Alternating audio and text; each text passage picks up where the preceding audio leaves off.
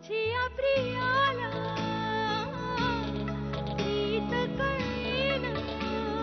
तुझ्यासाठी एक गिफ्ट आणलाय. हा चेक तुझ्या बायकोने मला परत दिलेला हा चेक. धरा साहेब. शमिकाने?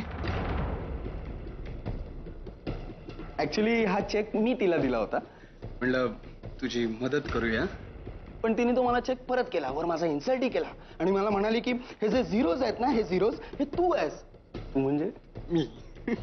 आणि आपण सगळेच झिरो आहोत रे. हिरो बनण्यासाठी त्या एका माणसाची मदत घ्यावीच लागते. बिग डील यार. शमिका म्हणते ते बरोबरच होतं. तू एक लूजर आहेस आणि एक मोठा बिग झिरो. नाही नाही नाही नाही नाही अभिजित पेंडसे, जर मी लूजर आहे ना तर तू सुद्धा तेच आहेस. आणि मी जर झिरो आहे ना तर तू सुद्धा खूप मोठा झिरोच आहे. आणि जर मी अनिरुद्ध राजेंची मदत घेतली आहे ना तर आज तू सुद्धा त्यांच्याच जीवावर ही स्टाईल मारतोय. कळलं? तोंड बंद ठेव जय. जगात शेवटचा ऑप्शन जरी उरला ना तरी मी त्या माणसाची मदत कधीच नाही घेणार. असं तू म्हणतोयस. शमिकेला जाऊन विचार ना गॅरेंटर म्हणून कोण होतं ते. बँक मॅनेजरला जाऊन विचार की गॅरेंटर कोण होतं. तुझं लोन इतकं सटक्यात अप्रूव्ह कसं काय झालं. कारण अनिरुद्ध राजे हे गॅरेंटर म्हणून उभे राहिले होते म्हणून. कळलं? जेव्हा मला अभय म्हणाला होता ना की तू येणार आहे वगैरे आहेस, तेव्हा मी अभयला म्हणलं सुद्धा की तू काय असं ते छान पुरणाची पोळी आणि पोहे सोडून ह्या बर्गरच्या मागे लागलायस. पण वहिनी मला खरंच कमाल वाटते तुझी. म्हणजे तिथे डायनिंग टेबलचा वापर करणारी मुलगी आमच्या घरात येऊन इथे अगदी साधेपणाने पाटावर सुद्धा तितक्याच सहजपणे बसली. खरंच वहिनी तू खूप वेगळी आहेस. मला फक्त हे सांगा की माझ्या लोनसाठी गॅरेंटर कोण आहे? हो, अनिरुद्ध राजेच गॅरेंटर आहे. मला मान्य आहे की हे मी तुमच्यापासून लपवलं, पण तुमच्या या चांगल्या प्रोजेक्टला कोणीतरी पाठिंबा देऊन सुरू करावं अशी माझी इच्छा होती. शिवाय हेही खरंच आहे की ते नसते तर तुमचं लोन पास होऊ शकलं नसतं.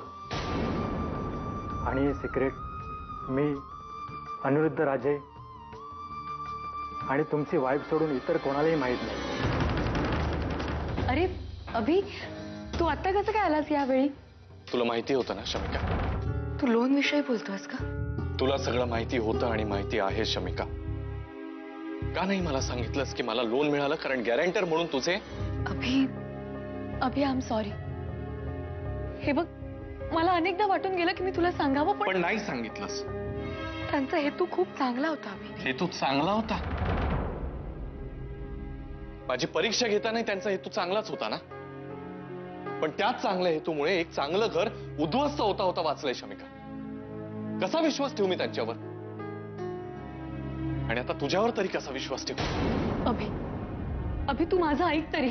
मी तुला लोन विषयी सांगितलं नाही कारण मी बघत होते की तू किती खुश आहेस, आपल्या घरचे किती खुश आहेत. तू तुझ्या कामानं सुरुवात केली आहे, तुझ्या स्वप्नांविषयी किती भरभरून बोलतोयस तू.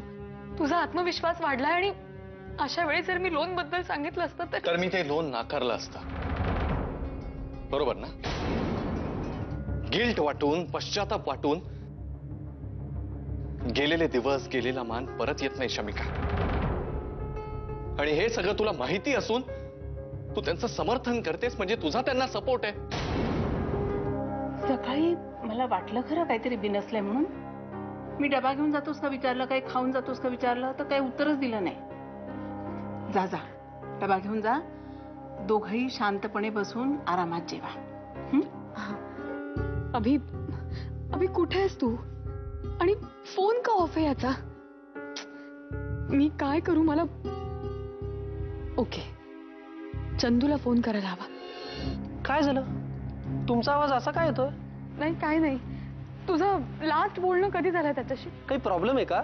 नाही काय नाही. मी तुला नंतर फोन करू का? चालेल? Okay bye. अहो अहो वहिनी, अभि रागाच्या भरात डॅडकडे तर नसेल ना गेलं? नाही नाही, मी असं नाही होऊ देणार. बाप्पा प्लीज सांभाळून घे. मला आत्ताच्या आत्ता डॅडकडे जायला हवं. माझी प्रिया